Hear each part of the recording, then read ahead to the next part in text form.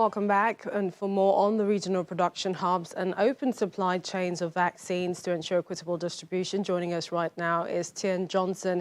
He's the founder, lead strategist, the African Alliance member, South African Ministerial Advisory Committee on COVID-19 vaccines, member and community engagement co-chair, African CDC, COVID-19 African Vaccine Delivery Alliance. Thank you for joining us on the program.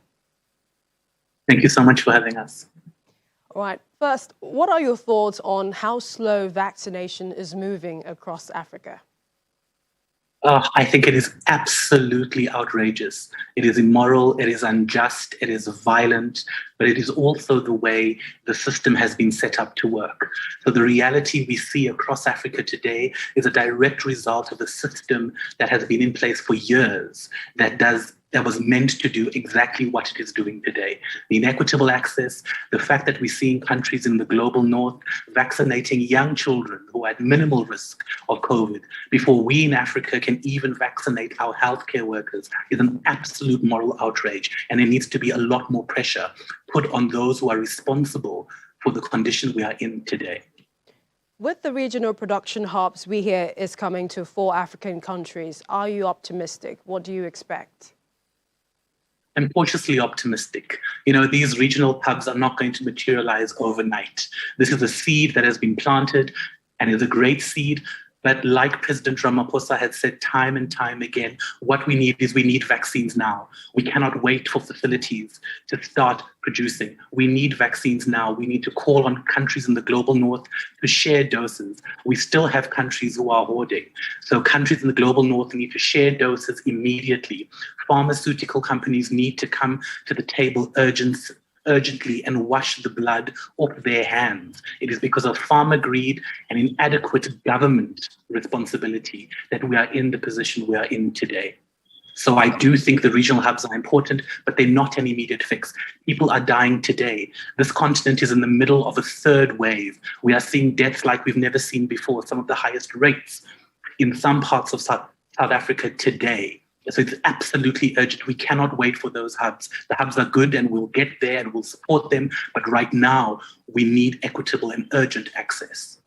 I've heard a former president in Africa, of a country in Africa, say that Africa's main challenge is the lack of funds. It's not being able to harness available resources, that we have enough funds and we also have enough resources. And what's your take on that, especially homegrown solutions that are needed to address a challenge such as this? I think we absolutely need homegrown solutions. I think part of the reason why we find ourselves in the place where we are today is because perhaps what we do own in terms of accountability is that we should have really been more proactive long ago. We've learned lessons from HIV.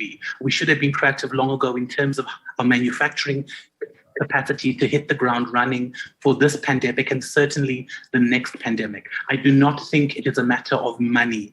At the outset, bodies within the African CDC, like Avad, have said, went to manufacturers and they said, we're not asking for charity. We do not want charity. We want justice. We are willing and able to pay for the vaccines. But what we need the countries who are practicing greed in the global north to share their space in the queue.